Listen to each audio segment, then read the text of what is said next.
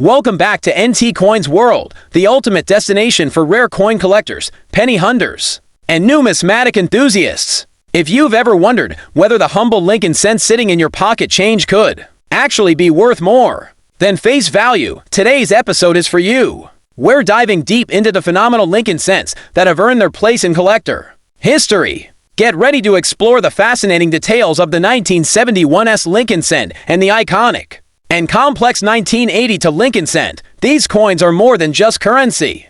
They're a gateway into American minting history, full of intriguing errors, collectible features, and market demand that continues to grow year after year. Let's begin our journey with a coin that has captivated collectors with its sharp details, low mintage, and error potential, the 1971's Lincoln cent in fine condition. 1971 was a year of major transition and experimentation at the U.S. Mint. The Lincoln cent, featuring Abraham Lincoln on the obverse and the Lincoln Memorial on the reverse, had already been a staple in American pockets for over 6 decades. But the 1971's Lincoln cent holds a special place because it was minted in San Francisco, a mint known primarily for proof coinage, but in this case, also produced business strikes for circulation. The S mint mark below the date instantly identifies it as a coin from San Francisco. And while many proof coins were struck in San Francisco that year, the circulation strikes are what attract collectors, especially when found in high or even fine condition. The design, created by Victor David Brenner, remained unchanged for decades. On the obverse, we see the enduring profile of President Abraham Lincoln facing right. The inscription "In God We Trust" arches above Lincoln's head, while Liberty sits to the left. And the date 1971 paired with the mint mark S is aligned to the right. On the reverse, designed by Frank Gasparo, the Lincoln Memorial is centered, with the inscriptions "United States of America" and "E Pluribus Unum" above it, and 1 cent boldly below. Now, let's get into the production numbers. The San Francisco Mint produced about 525,133,459 of the 1971's Lincoln cents, a relatively modest number compared to Philadelphia and Denver's output. What's particularly interesting is that the San Francisco Mint was also striking proof since that year, with just over 3.2 million proof coins produced. This dual production meant that business strikes from San Francisco can sometimes be overlooked or mistaken for proofs, especially when they exhibit strong strikes and brilliant surfaces. In fine condition, the 1971's Lincoln cent retains decent detail, particularly in the hairlines of Lincoln and the intricate lines of the memorial. While it may not carry sky-high value in circulated grades, it becomes significantly more desirable in uncirculated and proof-like conditions. A 1971's in average circulated fine condition is worth around 5 to 15 cents. But in uncirculated condition, prices jump from $2 to $15. And coins with unique error varieties or full red luster can fetch $50 or more. Speaking of errors, this is where the 1971's gets fascinating. Collectors have reported several known varieties and anomalies, including double die obverse DDO varieties, particularly on the inscriptions "Liberty" and "In God We Trust." A true double die variety can significantly enhance the value of the coin.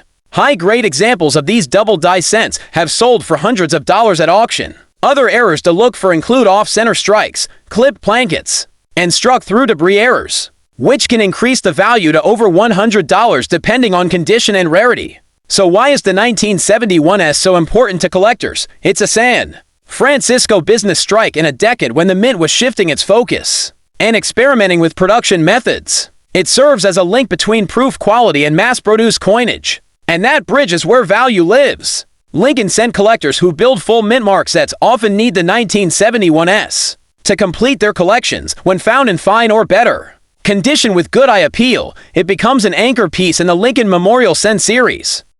Now, get ready, because our second coin today takes us into one of the most complex and debated coins in modern Lincoln cent history, the 1980 to Lincoln cent in fine condition. At first glance, a 1980 to penny might seem ordinary. It features the same classic Lincoln design, has no particularly low mintage numbers, and can still be found in pocket change today. But here's the twist. 1980 wasn't just any year. It was a landmark turning point in U.S. coinage. It marked the moment the United States Mint changed the Lincoln cent's metal composition. For the first time since 1962, for decades, Lincoln cents had been made of 95% copper and 5% zinc. But rising copper prices meant that the cost of producing a penny was approaching, and even surpassing, its face value.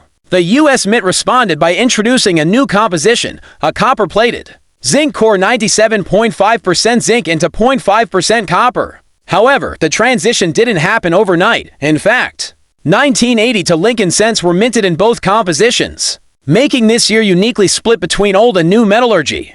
To add even more intrigue, there were 7 different varieties of the 1980 to Lincoln cent, each with its own die characteristics and composition. 1980 to large date copper, 1980 to small date copper, 1980 to large date zinc, 1980 to small date zinc, 198 to D large date copper, 198 to D large date zinc, 198 to D small date zinc, this last one being extremely rare. With only a few confirmed examples, this complexity has sparked endless fascination among collectors. In fine condition, your 1980 to Lincoln cent could be copper or zinc, but to know for sure, you'd need to weigh it. A copper cent weighs 3.11 grams, while a zinc one weighs 0.5 grams. This small detail can make a huge difference in market value and collector appeal. The obverse of the coin features the same familiar design, Abraham Lincoln facing right, with "In God We Trust" above, Liberty to the left, and the date 1982 to the right. Most coins struck at the Denver Mint bear the D Mint mark. However, the Philadelphia Mint,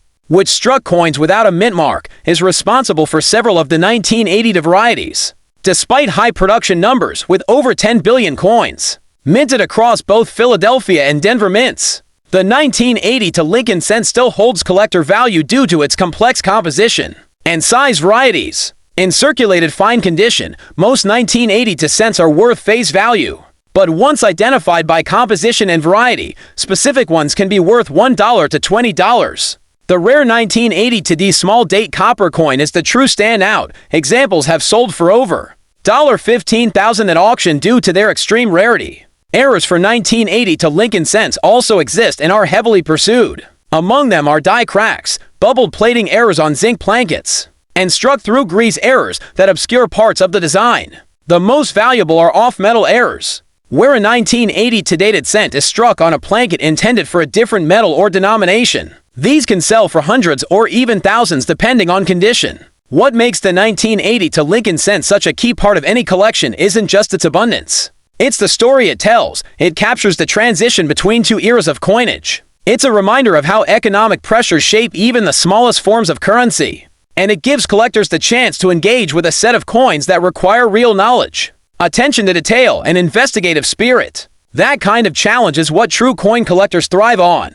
So whether you're hunting for the 1971S with its business strike San Francisco charm, or unraveling the complex web of 1980 varieties, these 2 Lincoln cents offer endless opportunities for discovery. They prove that even the smallest coins can carry big stories and big value. Thank you for joining us on NT Coins World. If you learned something new today, make sure to like, subscribe, and hit that notification bell so you don't miss our next deep dive into the world of rare coins. Until next time, keep searching, keep collecting, and keep the passion for coins alive.